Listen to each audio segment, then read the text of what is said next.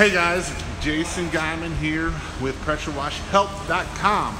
So today I'm going to show you a video how to fix a surface cleaner and what's causing it when water is shooting out the little holes on the side and you got water going everywhere, like in the video that I'm showing you right now.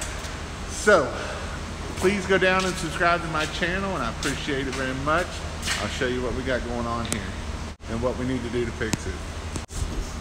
All right, so this cap screws on to right here. You unscrew this off here, and we have an O-ring right here. And you can see that the O-ring is broke, and that will cause water to shoot out of there. And all we're gonna do is just go in here and remove this O-ring, make sure it's all clean, put a new O-ring on it, and we're going to screw the cap back on it, and we shall be good to go. If you'd like to learn more about pressure washing, check out these videos up here, and then here's some more surface cleaning videos. Thank you and have a great day.